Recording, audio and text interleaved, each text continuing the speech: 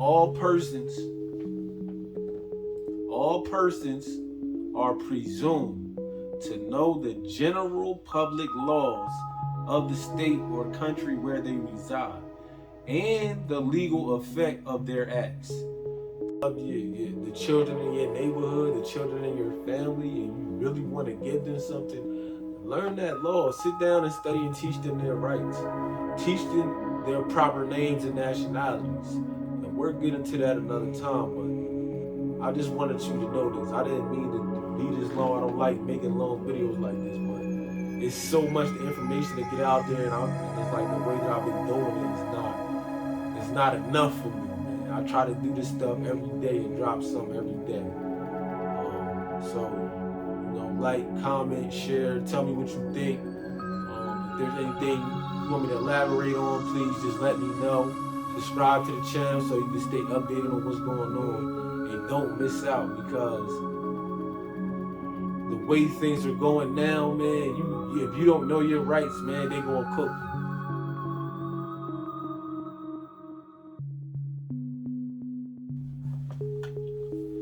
So the word presume, right, is another way. It's basically saying like, well, let's not get into what it's basically saying. Let's get into what it's really saying, right? Let's get into the etymology. Presume, late Latin, presume is to take upon oneself, to take liberty, also to take for granted, believed or accepted upon probable evidence, right? Presupposed, especially overconfidently.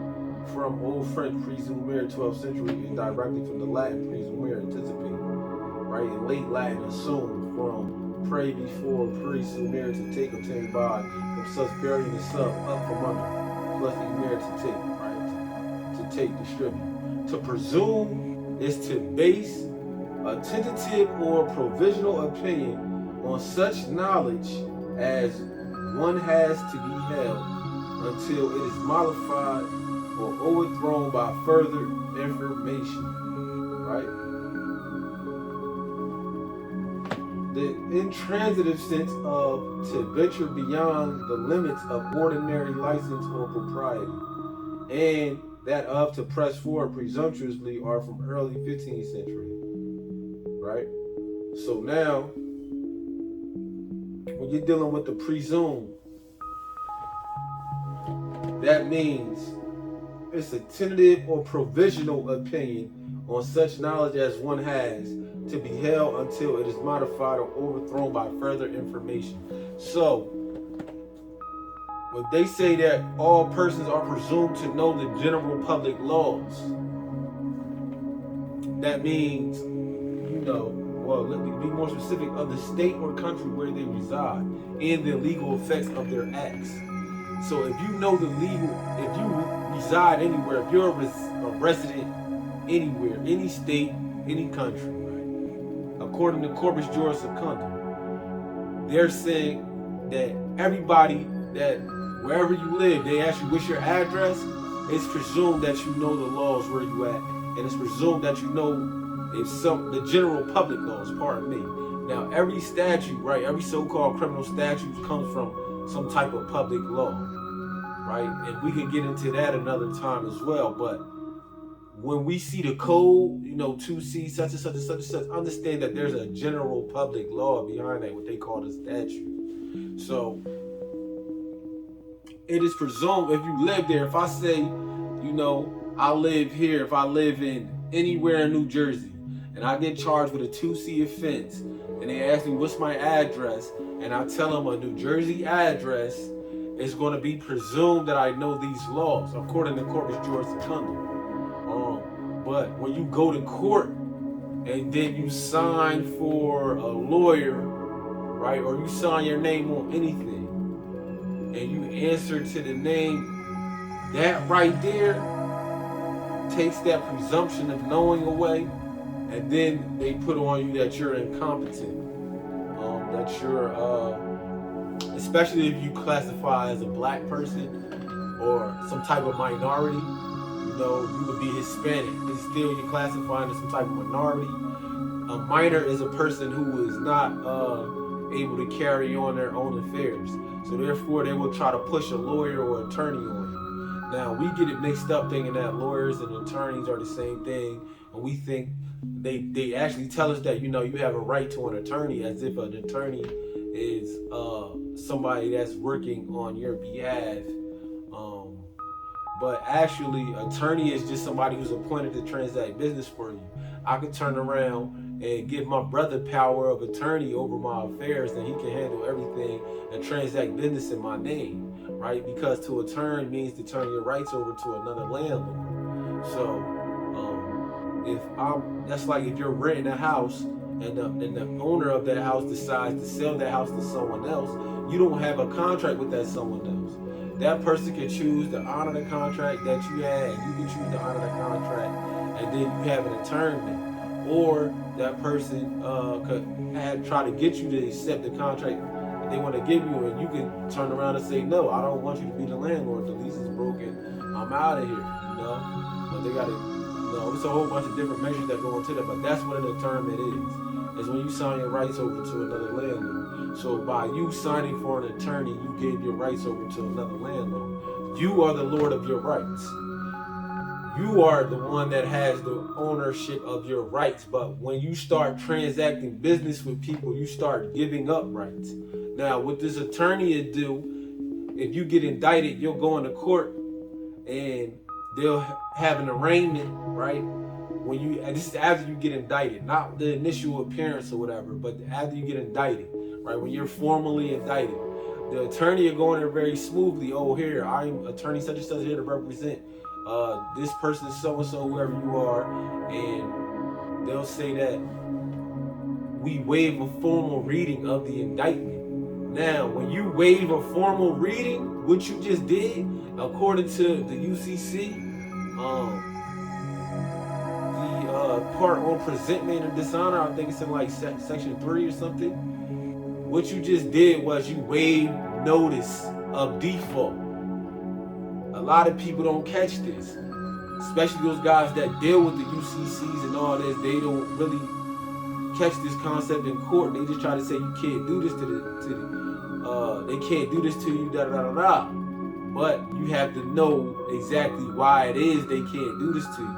And then you have to show them in their codes, rules, and regulation where they're not following their own codes, rules, and regulations. So it's like, that's another thing. That's a whole nother subject.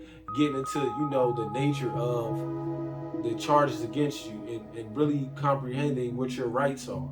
So right here, when they say you presume to know the law, that means I don't have to go to law school. I don't have to pass a bar exam. I don't have to do any of that, because what? It's presumed that I know the law where I reside. Now, the presumption is only rebutted once I start acting in ways which say, oh, he don't know the law. He think he a black man. She thinks she a black woman. She doesn't know the law, right? So now you have to prove that you know what you're doing, right? But what they don't tell you is in the process of you proving that you know the law, you're actually digging yourself in deeper, right? Because you're still trying to argue against these codes, rules, and regulations. Like, they charge you with something, you go in there and try to argue against it.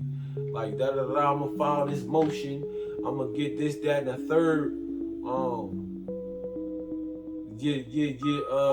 Your objective is not to argue against their laws or, try to argue your case on its merits, because as a minority, you don't really have any rights that a white man is bound to respect. So therefore, 9 times out of 10, when you file something, they're going to say that it lacks merit, and they're going to dismiss it. That's if you're using the UCC. That's if you're using the UCC. That's if you're going in there claiming your nationality and trying to argue from that standpoint of them having no jurisdiction. We're dealing with the Leviathan, right? The state, the governments are Leviathan, right? The large sea monster of the Bible, the Revelations, the Leviathan, the tribe of. I ain't even gonna get into it, but what I'm saying is, everybody's presumed to know the law. So when you go to court, they'll try to throw a lawyer on you and try to quiz you and make you answer all these questions.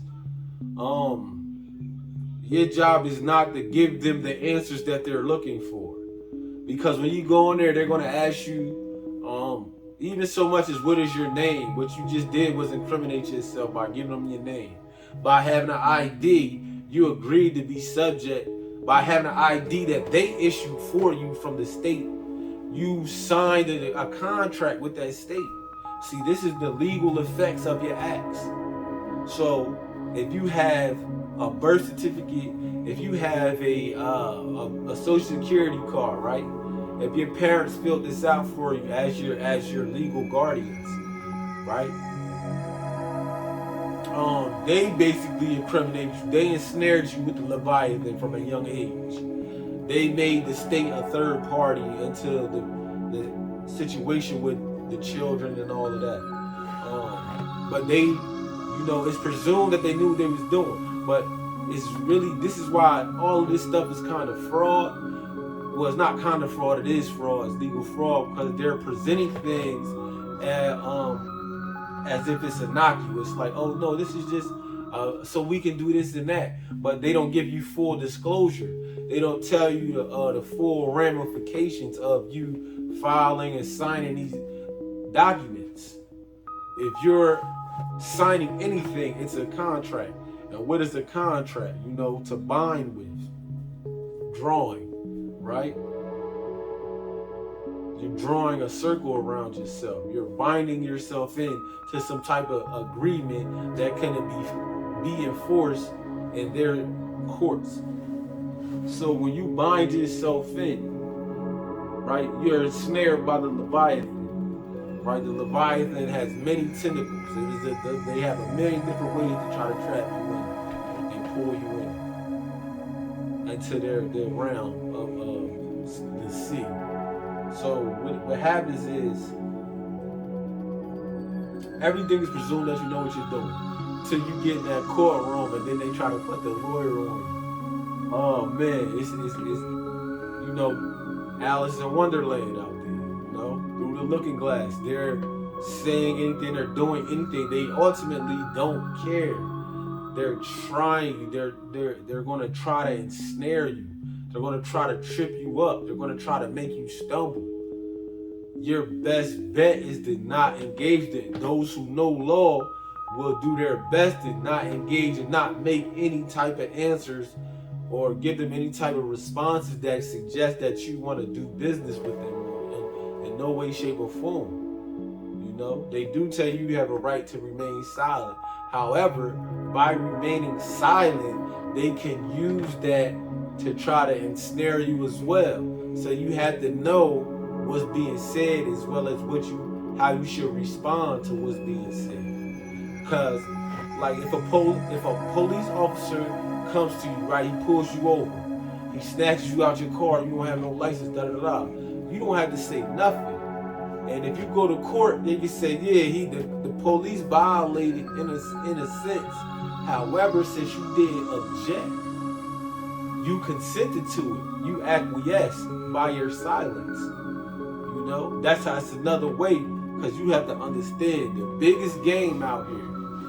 The biggest game is rape, right? To forcefully move a person from one place to another. That's called rape. And to subject that person to your will against their consent, right? That is rape. It's not slavery. It's not involuntary servitude. It's not kidnapping. It's not what's the other one? Human trafficking. No, these are all euphemisms. It's all rape. Rape, when you look at the etymology of rape, it doesn't have anything to do with necessarily somebody forcefully having sex with you, right? It's about forcefully moving a person from one place to another. That is what happened to our ancestors, but we'll get into that in another time. But as I'm saying, the police rape people for a living, right? When they stop you, pull you over, take you out your car, right, for so-called traffic offenses, that's rape. That is rape. You were driving, you were traveling, minding your business. They felt as though, oh, you had a tail light out, oh, you was going 75 in a 74, whatever reason that they pulled you over, it's a violation of your rights. Every traffic stop, right? If a police officer didn't witness you commit a crime, they have no probable cause. A traffic offense is not a crime. A traffic offense is not a crime. So if they are pulling you over for a traffic offense, it's not a crime. But when you sign to get a license, right? When you sign, you just committed to whatever their traffic codes are. That's what the license is too. It's the contract saying that you agree to whatever those license codes, those driving codes are. If you have no license, you can drive and do what you want. You don't have a contract, you can travel how you want. However, when you purchase that vehicle, now the vehicles, every car is considered property of the state. And when you go get your registration and insurance and all that, you have the contract. You can't even get insurance without the state contract. That's how they manage the whole system through the insurance pro. That's a whole nother story though. My main thing is knowledge of the law. You would know these things, right? If we were properly educated, you would know the laws where you reside, right? And you would know the legal effects of your acts. You would know the legal effects of registering a car. You would know the legal effects of using fiat money. You would know the legal effects of having a bank account.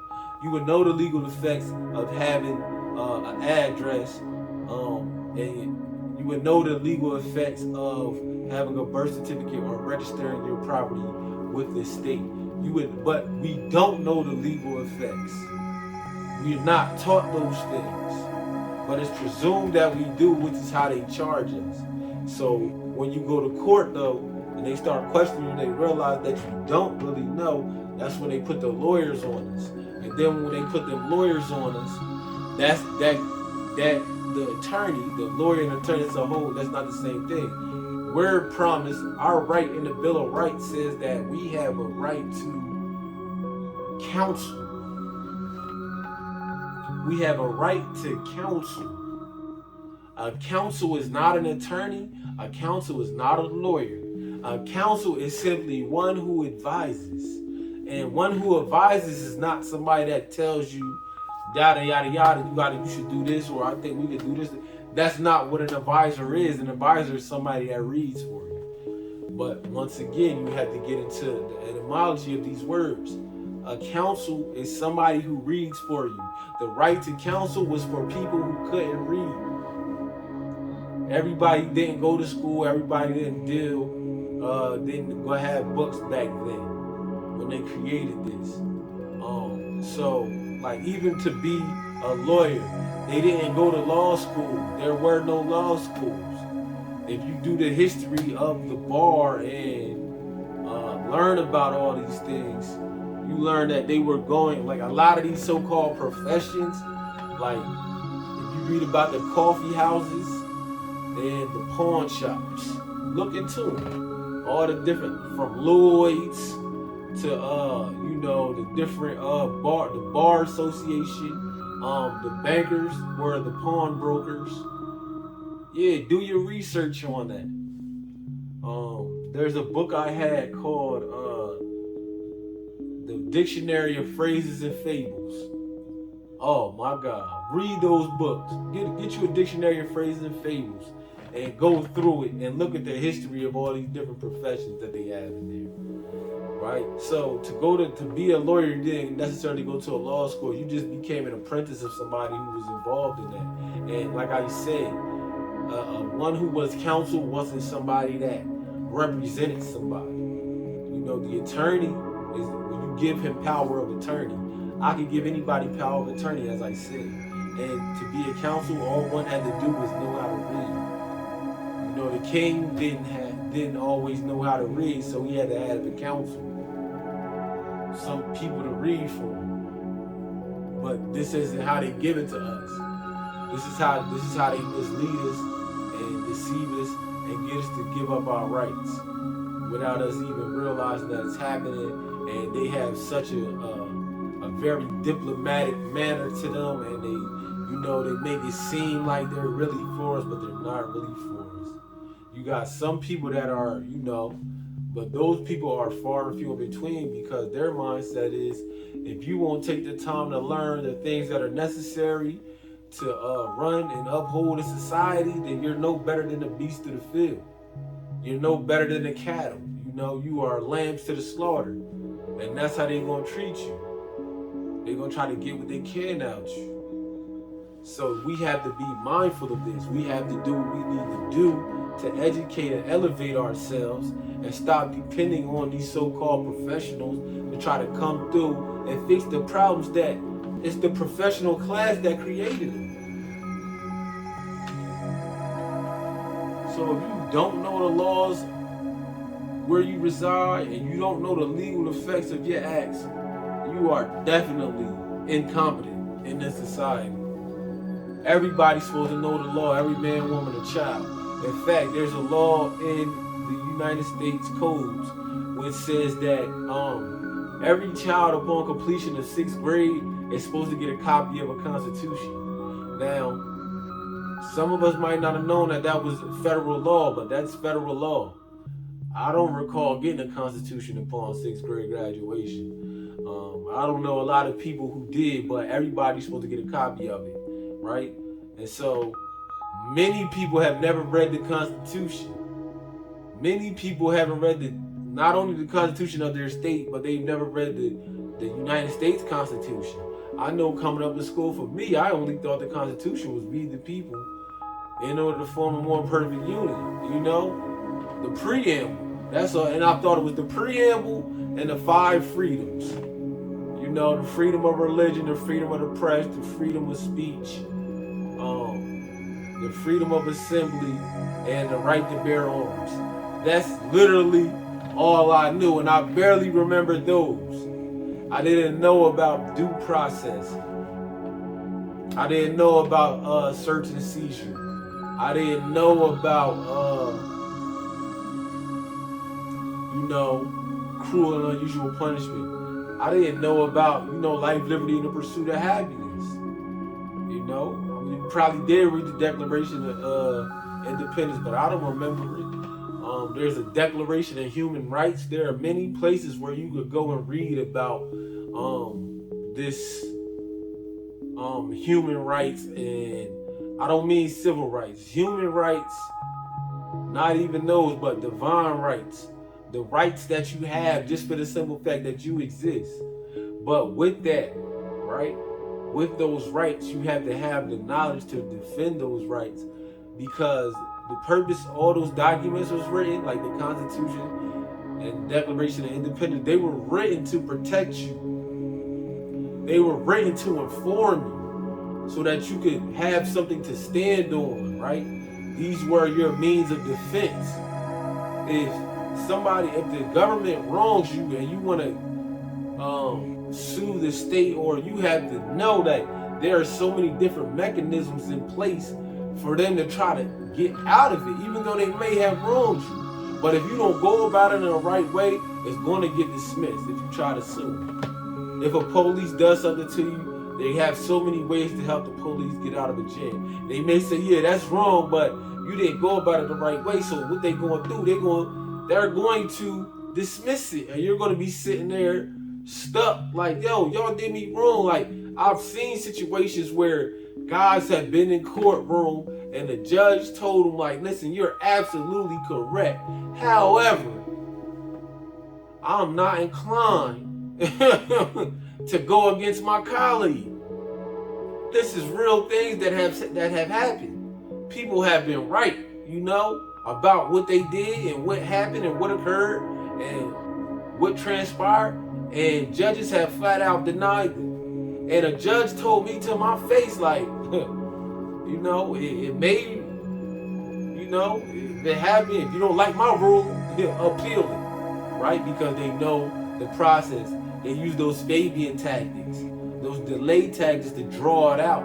and try to have you taking all this time, and that shit really eats up your time. That shit really eats away at your time. It eats on your psyche. You have so much that you have to handle in your everyday life. Then going to that courtroom, that shit tears you up. Pardon my English. But that stuff tears you up. And people just aren't aware of that, man. So I just want to say, pardon me, I'm over time. I just want to say that you got to know your rights, man. And jurisprudence, right? Knowledge of right and the wisdom of the law. You have to educate yourself. You have to educate your children, right? Corpus Juris Secundum is Latin for the body of laws according to. It's an encyclopedia of legal affairs, of law, different categories. Start with Constitution, right? Read about your rights. Read about how courts are supposed to operate.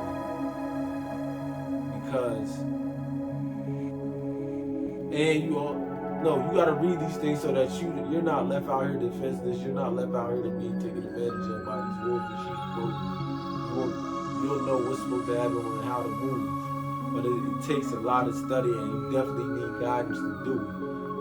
If your children, if you love your children, if you love the children in your neighborhood, the children in your family, and you really want to give them something, learn that law. Sit down and study and teach them their rights.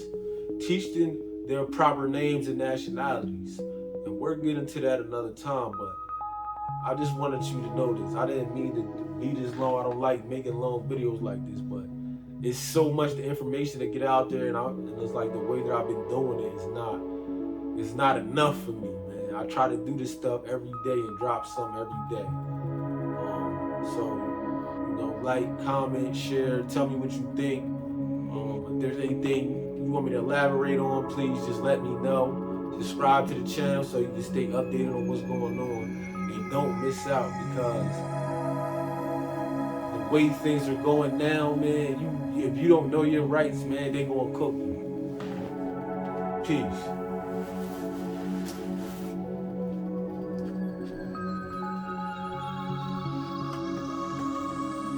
Islam Hotep. Today I want to deal with knowledge of law, right? This applies to everybody, man, woman, or child. What I'm about to read to you is from Corpus Juris Secundum Evidence, subsection 147, right? And what it says is, all persons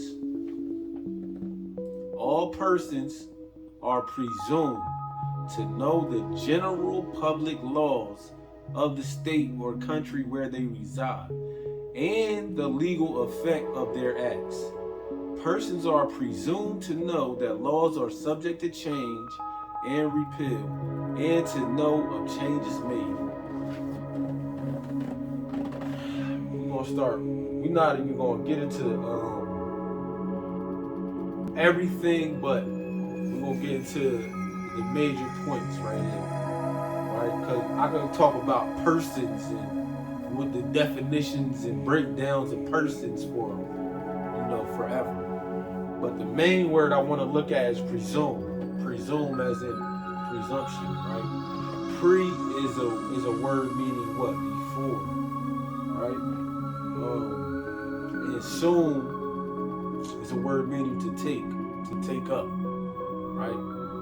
And